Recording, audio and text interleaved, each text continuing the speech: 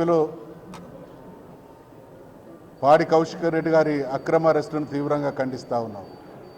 ఈ ప్రభుత్వానికి చేతగాక ప్రజలకు ఇచ్చినటువంటి హామీలను నిలబెట్టుకునేటువంటి విజ్ఞత లేక ప్రజల పక్షాన ప్రశ్నిస్తున్నటువంటి గొంతుకల్ని ఏదో రకంగా ఇబ్బంది పెట్టాలి, అణిచివేయాలనేటువంటి దుర్మార్గానికి, నీచానికి ఒడిగడతా ఉన్నది.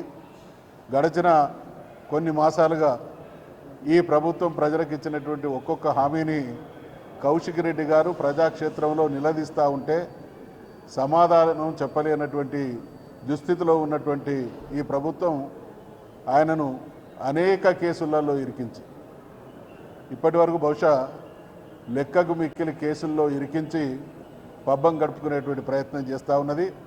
బీఆర్ఎస్ పార్టీ కానీ తెలంగాణ రాష్ట్ర సమితి కేసీఆర్ గారి నాయకత్వంలో ఉన్నటువంటి ప్రతి కార్యకర్త వీరోచితమైనటువంటి పోరాటం చేసినటువంటి తెలంగాణ యోధులు కాబట్టి ఇటువంటి అక్రమ కేసులకు బెదిరేది చెదిరేది లేదనేటువంటి హెచ్చరిక చేస్తూ ఉన్నాం. ఇవాళ ప్రభుత్వం సిగ్గుతో తలవంచుకోవాలి.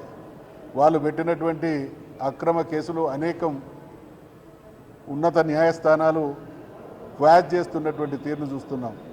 కేటీఆర్ గారి మీద పెట్టినటువంటి అనేక కేసుల్ని కోర్టులు క్వాష్ చేసినప్పటికీ నవ్విపోదురుగాక నాకేటి సిగ్గు అన్నట్టు అదే విధానాన్ని కొనసాగిస్తూ ఒక భయానకమైనటువంటి వాతావరణాన్ని సృష్టిస్తూ ఉన్నది.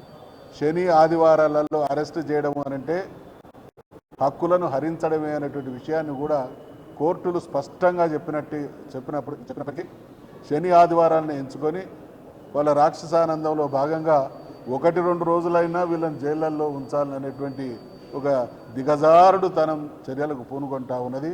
మేము హెచ్చరిస్తూ ఉన్నాం, ప్రతిఘటిస్తాం. ప్రజాక్షేత్రంలో మీరు చేసేటువంటి మీ పాపాలు ఆనాడు మరి శ్రీకృష్ణ పరమాత్ముడు శిశుపాలనికి 100 తప్పులు ఏ విధంగా లెక్కబెట్టిందో మీ పాపాలన్నీ కూడా లెక్కలోకి వస్తున్నాయి అనేటువంటి విషయాన్ని కూడా గుర్తు చేస్తూ ఉన్నాం.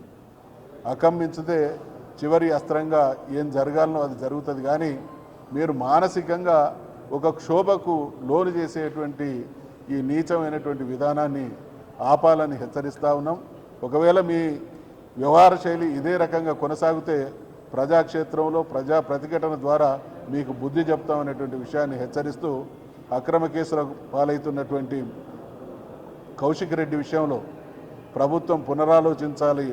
లేని పక్షంలో శాసనసభా పక్షంగా కానీ పార్టీ పరంగా కానీ మేము చేసుకునేటువంటి చర్యలు తీవ్రంగా ఉంటాయని హెచ్చరిస్తా ఉన్నాం.